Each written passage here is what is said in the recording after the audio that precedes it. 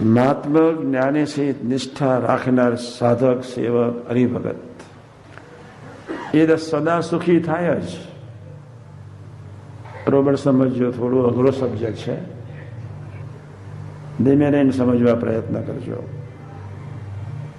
નિષ્ઠા સિવાય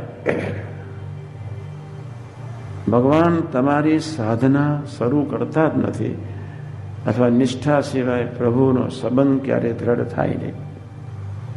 ચાડી નહીં, ચુગલી નહીં, નિંદા નહીં, ગુહ્ય વાર્તા નહીં, ગામ્ય કથા વાર્તા નહીં.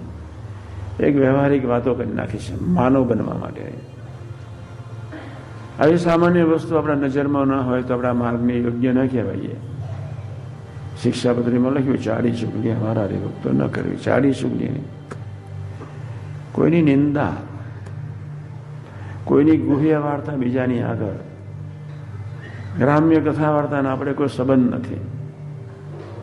ભગવાન સાથેને જેને સંબંધ બાંધવો છે, દીકરો થવો છે, ભૂલકો થવો છે, ભૂલકોની યાત્રા નિરંતર કરવી છે. ભૂલકું એટલે પ્રભુને ગમતું પાત્ર. પણ જ્યાં સુધી નિષ્ઠા ન દ્રઢ હોય, મહાત્મા જ્ઞાને સહિત નિશ્ચય, હું પ્રભુનો સેવક, પ્રભુ સર્વોપરી.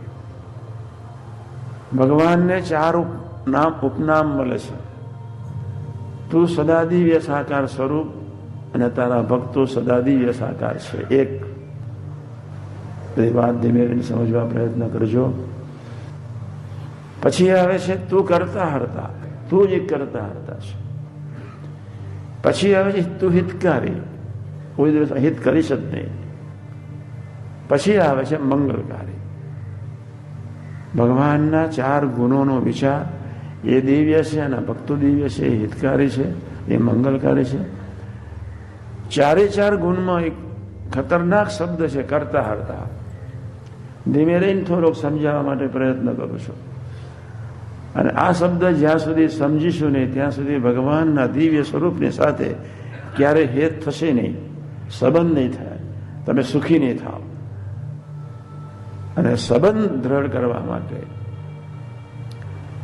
કરતા હરતા શબ્દ મસ્ટ. અને જ્યાં સુધી નિષ્ઠા પાકી નહીં થાય ત્યાં સુધી તમે અંતરે સુખી નહીં થાવ. ડોલરથી સુખી, વ્યવહારથી સુખી, બંગલાથી સુખી, આઈસ્ક્રીમથી સુખી, માન મોટપથી સુખી સમાજમાં દરેક વ્યક્તિ છે. હું જે વાત કરું છું આંતર સુખી. લૌકિક રીતે તમે બધા પરદેશવાળા તો સુખી જ છો, ત્યાં રોટલાની તો માથાકૂટ છે જ નહીં, બધું મફતમાં મળે જ છે. સામાન્ય દાખલા કરવા બી તો ગાડી તો આવી જ જાય છે. અહીંથી કોઈ બનેલો છોકરો ત્યાં ઉતરે તો 6 મહિને ગાડી લઈ જ લેશે. એ રીતે પરદેશવાળા બધા સુખી છે. અહીંયા જુદી ચીજ છે, કોઈનો અભાવ ના આવે, જુદી ચીજ છે. દાસ થઈને વર્તવું જુદી શીખ છે, ભગવાન ના બળે જીવવું જુદી ચીજ છે. ભગવાન પૃથ્વી પર આવે છે મંદિરો બાંધવા માટે નહીં, પણ મંદિરો એટલા માટે બાંધવા પડે, સાંભળો તમે, કે આપણે ભજન કરીએ, પ્રાર્થના કરીએ, આરતી ઉતારીએ, દંડવત કરીએ, એટલે ધીમે ધીમે ધીમે નવધા ભક્તિ વાળું શરીર થાય. નવધા ભક્તિમાં સ્થિર ન થવાય ત્યાં સુધી પરાભક્તિમાં જવાતું નથી. ધારો કે કોઈ પૂજારી છે, હવે હું તમને સમજાવું છું. એને 30 વર્ષ આરતી ઉતારી, 30 વર્ષ ઠાકોરજીના થાળ કર્યા, 30 વર્ષ દંડવત કર્યા, 30 વર્ષ ભાગા બદલ્યા, પણ એના જીવમાં નિષ્ઠા ના હોય તો વિકાસ ન થાય. પૂરું થઈ ગયું. પૂજારી આટલી બધી સેવા કરે, 5 ટાઈમ આરતી, 1 ટાઈમ નહીં, પણ જો નિષ્ઠા પાકી ના હોય, વિકાસ ન પામે. અમારે નિષ્ઠાની જરૂર છે, મહાત્મા જ્ઞાની નિષ્ઠાની અમારે જરૂર છે, અને મહાત્મા જ્ઞાની નિષ્ઠાની તમારે બી જરૂર છે. વચનાથ પ્રથમ 27 એનું હેડિંગ છે અખંડ ભગવાન નિવાસ કરીને રહે તેવી સમજણનું લે. અખંડ ભગવાન નિવાસ કરીને રહે એની સમજણનું આ વચના તમે એક પેરેગ્રાફ સમજો એટલે તમે તમારો સંબંધ વધતો જાય, વધતો જાય, વધતો જાય, વધતો જાય. પછી પ્રભુ વર્ણનીય બને. ભગવાન પહેલા પંચ જ્ઞાન ઇન્દ્રિયમાં વસે, પછી 4 અંતઃકરણમાં વસે, પછી આત્મામાં સંબંધ કરે, પછી આત્મામાં અખંડ થાય. એક દિવસનું કામ નથી. પછી શ્રીજી મહારાજ અર્ધ ઘડી સુધી પોતાની નાસિકાના અગ્રસામું જોઈ રહ્યા અને પછી બોલ્યા, જે પરમેશ્વરને ભજવાની તો સર્વની ઈચ્છા છે. એટલો ફાઇન શબ્દ વાપર્યો છે. દુનિયાની 640 કરોડની જનતાને ભગવાન ભજવાની ઈચ્છા તો છે જ. કોઈ નાસ્તિક નથી. કર્મને આધીન ધીમે ધીમે નાસ્તિકતા વધતી જાય અને ગમે તેવો બારવટીયો હોય, ગમે તેવો ખૂની હોય, ગમે તેવો છે સ્વામિનારાયણ ભયંકર લોચ શોધવાળો હોય, ગમે તેવો માથા ભારે મશીન હોય, સમજી લો, પણ જિંદગીમાં એક વાર તો ભગવાન એને રડાવે ને, ખરેખર સાચી વાત છે. ગમે તેવો બાદશાહ જેવો ધુરંધર, ચર્ચિલ માનો, હિટલર, એના ઇતિહાસોની તમને ખબર નથી. ભગવાન એવા માનધાતાઓને એક વાર તો રડાવે, જ એનું માન એને રડાવે છે. જેટલું માન છે એટલું સંબંધ કચાશ છે અને એ માન કાઢવા માટેની નિષ્ઠા અનિવાર્ય છે. એમાં હરેક પડે કરતા માનીને જીવવાનું મસ્ત. બધા સુખનો કંટાળો આવે. આઈસ્ક્રીમ બહુ ખાધો તો કંટાળો આવે. અતિ દોષીઓનો સહવાસ પણ કંટાળો આવે. સ્વર્ગમાં જઈને તમને મૂકી આવે તો કંટાળો આવે. ત્રિલોકીના સુખમાં તમે બેસાડે તો કંટાળો આવે. એક સહજાનંદ સ્વામી મહારાજનું સુખ એવું છે, નિરંતર વધ્યા કરે ને તમને શાંતિ, સંતોષ, આનંદ વધતો જાય. બાકીના બધા સુખ બનાવટી છે, મિથ્યા છે, ફોગટ છે, યુઝલેસ છે. બાકીના બધા સુખ આત્માને ભ્રષ્ટ કરે છે. ભગવાનની મૂર્તિ, ભગવાનની નિષ્ઠા એ તમારા આત્માને સર્વ પ્રકારે સુખી કરે છે. પણ જેના જીવમાં નિષ્ઠા, એ જ વ્યક્તિનો સંબંધ પાકો, એના જ ઉપર ભગવાનની પ્રસન્નતા ઉતરે, એ સદા સુખીઓ થાય. પણ આપણે યુદ્ધે ચડવું છે. નિષ્ઠા દ્રઢ કરવા માટે દરેક વ્યક્તિ યુદ્ધે ચડવું જોઈએ. કોની જોડે? મન જોડે, ઘરવાળી જોડે નહીં. મન જોડે યુદ્ધ ચડવાનું છે. અમને આવે છે બધું. મન તો અનંત પ્રકારના વિચારો છે સ્વામિનારાયણ. મનમાં અનંત પ્રકારના રાગ, અનંત પ્રકારના માન, અનંત પ્રકારની ઈર્ષા, અનંત પ્રકારની કળિયુગ, અનંત પ્રકારનો સતયુગ, અનંત પ્રકારનો દ્વાપર, અનંત પ્રકારનો તેતા, બધી ગરબડ ભેગી થઈ છે. પણ એ જેમ નિષ્ઠા પાકી થાય તેમ બધી ગરબડ સૂર્ય ઉગે જેમ આઈસ અગરવા મળે, જેમ નિષ્ઠા પાકી થાય તેમ તમારા દોષ સ્વભાવ અગરતા જાય. તમને પજવવાને સમર્થ થઈ જાય. આપણે સમજણ પાકી કરવા આવ્યા છીએ.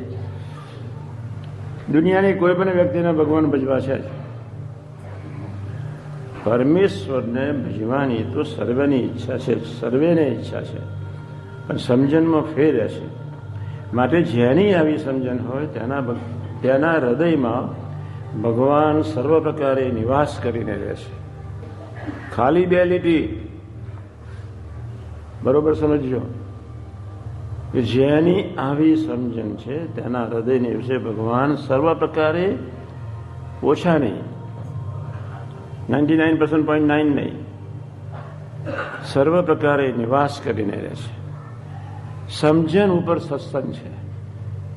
જેટલી નિષ્ઠા પાકી તે પ્રમાણે તમારો સંબંધ પાકો.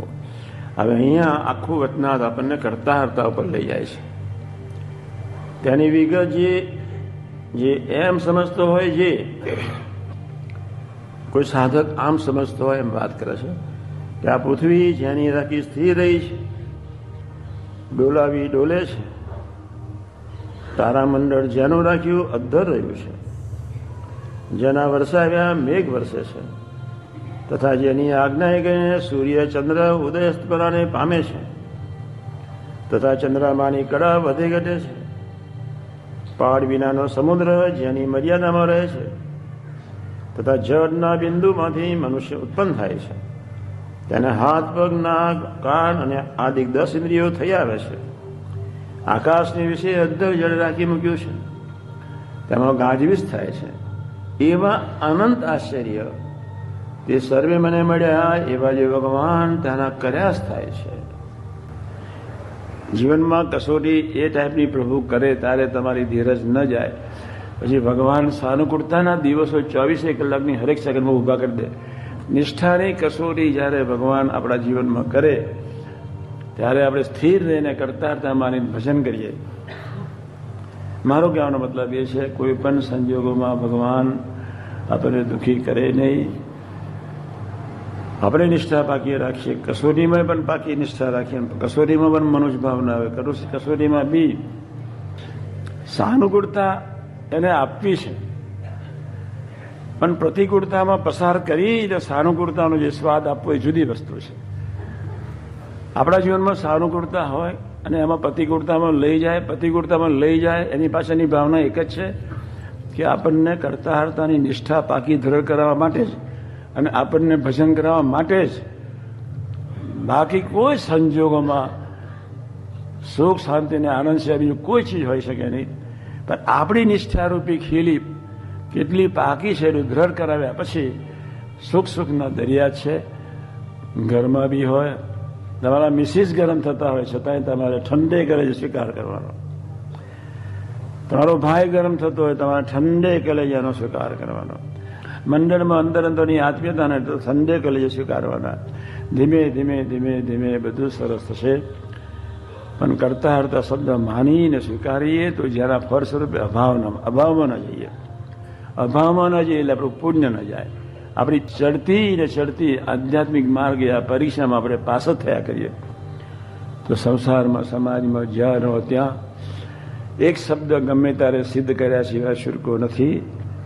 ખરેખર સંબંધ બાંધવો હોય, નિષ્ઠા દ્રઢ કરવી હોય અને એ પ્રભુનો આનંદ પ્રાપ્ત કરવો હોય તો ગમે તેવી કસોટીમાં કરતા હરતા માની જેસમ પસાર થઈએ, ભજન કરીએ, અભાવ ન લઈએ, પછી સુખ સાગરને આનંદ છે, બસ કશું જ નથી. તો તમે આટલું બહુ પાકું રાખજો. ઘરમાં બી આત્મીયતા વધે એ મારે દાખલો કરવાનો, મંડળમાં બી આત્મીયતા વધે તે મારે દાખલો કરવાનો.